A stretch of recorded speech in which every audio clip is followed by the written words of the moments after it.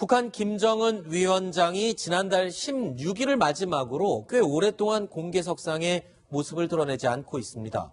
김정은 위원장의 잠적에 우리가 관심을 가질 수밖에 없는 이유. 김정은이 오랜 시간 동안 모습을 감춘 뒤에는 공교롭게도 어떤 형태로든 도발이 감행됐기 때문입니다. 자, 이 주제 이야기 좀 나눠보겠습니다. 이번 순서부터는 안찬일 세계 북한연구센터 소장이 함께 참여하겠습니다. 어서 오십시오. 자, 먼저 허만섭 차장께 여쭙겠습니다. 김정은 위원장이 지금 꼬박 2주째 모습을 드러내지 않고 있는데 그 직전까지의 행보는 어땠습니까? 예, 그 직전에는 활발하게 대외 활동을 한 것으로 알려지고 있는데요. 네. 2월 같은 경우에는 지금 2월 8일 열병식 참석했고요. 12일에 방남 관계자들, 그러니까 김여정이나 김영남 같은 방남 관계자들을 접견했고, 삼지연 관현악단하고 같이 사진도 찍은 모습이 나왔고요. 16일에 금수산 태양궁전을 참배를 했습니다. 이것은 이제 김정일 전 위원장의 어떤 생일이죠. 그걸 위해서 이제 참배를 한 건데요. 이거 외에 이제 또 평양에서 좀 민생 행보를 2번인가 한 거, 이거 외에는 전혀 지금 대외 활동을 하지 않고 있는 것으로 그렇게 드러나고 있습니다. 네. 사실 김정은이 순간순간 저렇게 잠적하는 것은 그렇게 새로운 일은 아닙니다. 과거에 다리 다쳐갖고 종적을 감췄던 때도 있었고 여러 번 있긴 했었죠. 그렇죠. 신체상 아마 부상을 당했는지 발목을 이제 졸뚝거리면서 그때도 이제 좀 장시간 안 나타났고 심지어 제일 많이 안 나타난 때는 이제 40일까지 안 나타난 때가 있습니다. 네. 이것은 김정은으로서는 뭔가 정치 군사적인 큰 행동을 할 때 주로 또 그렇게 안 나타난 적도 있고 네. 그러나 이번에는 제가 볼 때는 아마 이 학습을 하기 위해서 안 나타난 게 아닌가. 어떤 학습을 하고 그러니까 있을까요? 지금 우리 문재인 대통령을 평양에 초청해 놓은 상태 아닙니까? 그렇죠. 그러니까 이 김정은이라는 이 지도자가 지금 올해 신년사, 2018년 신년사를 제외하고 작년 신년사 때만 보더라도 이 행동과 말에서 어색한 점이 많습니다. 네. 그렇다 보니까 이제 만약에 정상회담이 이루어진다면 이 문재인 대통령 앞에 서서 테스트를 받아야 되는데 이거 너무 미숙한 점이 많다. 좀 더 학습을 깊이 해야 되겠다. 그래서 네. 학습하지 않나 그런 생각이 듭니다. 굉장히 재미있는 추측인 것 같습니다. 그러니까 어디 가서 도발을 준비할 가능성도 물론 있겠으나 남북 대화, 정상급 대화를 준비한 어떤 학습을 하고 있을 가능성도 있다. 그렇게 얘기를 해주셨는데요. 저는 좀 다른 시각으로 좀 그래요? 보이는데요. 2월에 이 김정은 위원장이 공개 행사를 한 걸 보면 네. 열병식을 제외하고는 다 깜깜한 밤입니다.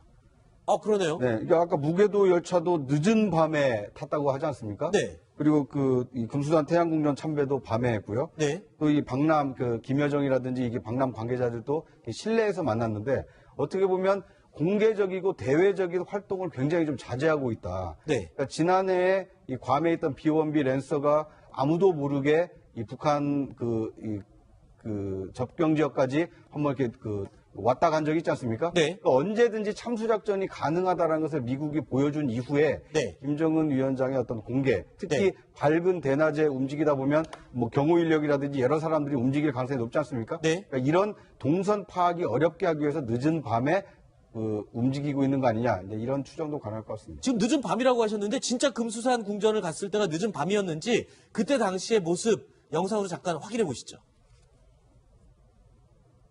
경의하는 최고령도자 김정은 동지께서 광명성들에 점하여 금수산 태양궁전을 찾으시었습니다. 우리 당과 국가 군대의 최고령도자 김정은 동지께서는 민족 최대 경사스러운 광명성전에 점하여 2월 16일 0시 금수산 태양궁전을 찾으시고 위대한 용도자 김정일 동지께 숭고한 경의를 표시하셨습니다.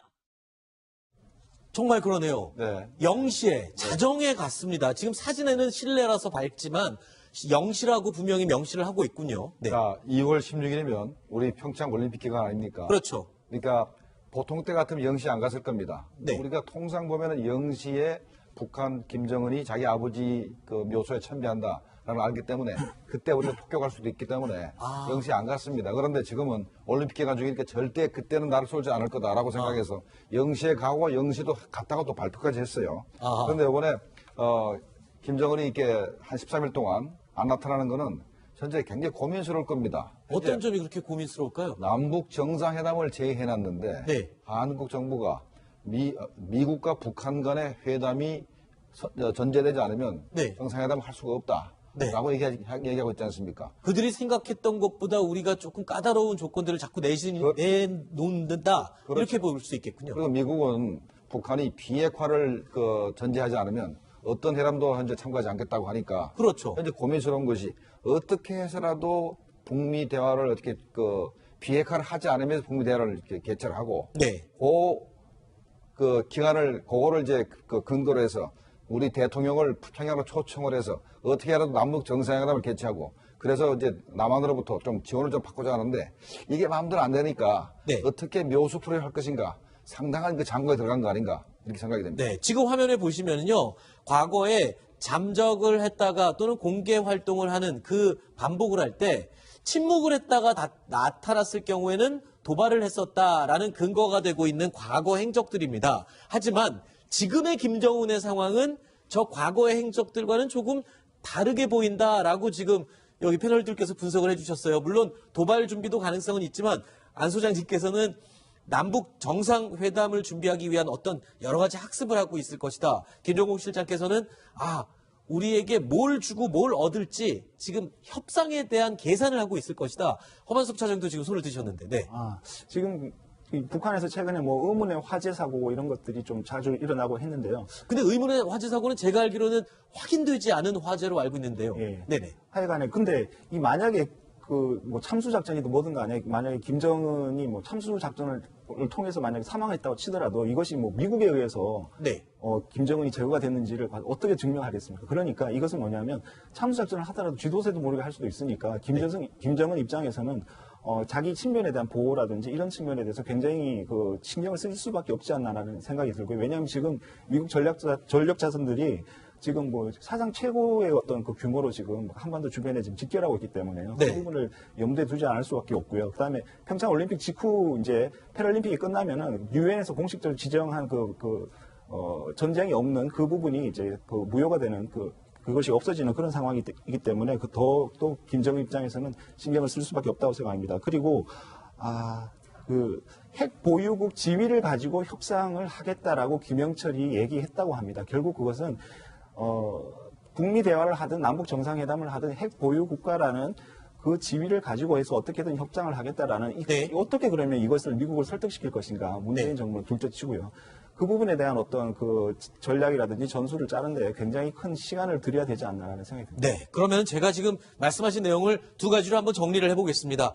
북한의 김정은 일단 남북 대화 또는 북미 대화에서 어떤 협상에 나설지 그 묘수를 계산하고 있을 가능성, 그리고 또 한 가지 언제 어떤 방법으로 참수작전이 실시될지 모른다는 그 불안감, 이 두 가지는 여러분들이 공통적으로 지적을 하는 부분인 것 같습니다. 물론 참신한 의견으로 남북대화에 어떤 학습을 하고 있겠다, 그것도 물론 포함이 되겠죠. 그런데 이건 어떻게 설명을 할까요?